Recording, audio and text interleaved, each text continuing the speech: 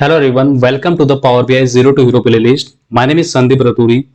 In this video, I will explain you ETL in Power BI. ETL stands for Extract, Transform and Load. It is the process of collecting data from various sources, transforming it into the right format for analysis, and then loading it into a target system. In our case, target system is a Power BI.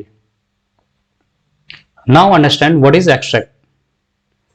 Extract means pulling data from different sources like databases, files or cloud services. Transform means cleaning, formatting and modifying the data to make it useful. Load means importing the processed data into Power BI for analysis and visualization. Now I will explain you how you can perform ETL in Power BI desktop. Open the Power BI desktop. Here you can see the get data option.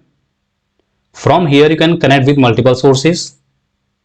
In this example, I will extract the data from Excel file. So select the option 1, Excel workbook.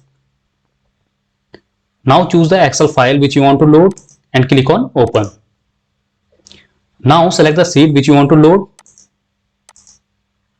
And here you can see the preview of data before loading to the Power BI desktop. In bottom, if you notice, there is two buttons. First one is load, second one is transform data. So what is the difference between both? If you directly load the data into Power BI desktop without any transformation, so select the option 1 load. And if you want to perform the transformation, means you want to clean or modify the data before load into the Power BI desktop, then select the second option, transform data. So in our case, we will transform the data before load into the Power BI desktop. So we will go with option second, which is transform data. So select it. It will navigate to you Power Query Editor window. And from here, you can perform the transformation. Choose the queries where you want to perform the transformation. So here you can see I have two queries. First one is orders, second one is people. So I want to perform some transformation in people queries. And if you notice here, column name is not in proper format for people queries. And first row indicate the column name, person and reason. So I will make first row as a header. So just click here and select the second option, use first row as a header. So you can see here, row value has been replaced with column name. And under applied steps, one transformation step has been created, change type 1. So it indicates you perform the transformation in the data. So just right click here and provide a proper name so that you easily identify the transformation. So here we replace the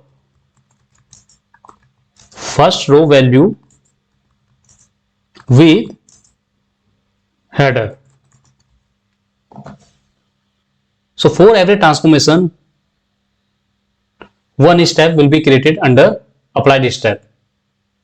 Now I will perform the one more transformation. I will change the person column name with customer. So just double click on column name and you can modify the column name. And you can see here under applied step, one more step has been created for rename the column. And when you will right click on the column name, so you will see the various options to perform the transformation. So for an example, you can change the data type. So you can see here, you can split the column values. You can remove the duplicate rows. You can create the duplicate columns and many more. And same option you can find in header under transform tab. You can see here, replace values, change data type, split the columns. And if you're done with the transformation, so we will load the data into Power BI desktop. So for that, go to the home tab and here we have close and apply option. If you click here, so here we have three options. If you will directly close, so it will not save the changes. If you will click on apply, so it will save the changes, but window will not close. And if you select first option, close and apply, so it will save the changes and close the window. So just choose the first option, close and apply. So you can see here Power Query Editor window has been closed, and now we are in PowerBI DAX window, and it is saving the changes. And now you can see here data has been loaded in PowerBI Desktop. And if you want to see the preview of data, just go to the table view, and from here select the data set which you want to see. So if you notice here, in people table we perform the two transformation. In first transformation, we make the first row as a header. So you can see here header, customer and region, but earlier column name was person. So in second transformation, we change the column name person to customer. So you can see here both transformation has been applied successfully.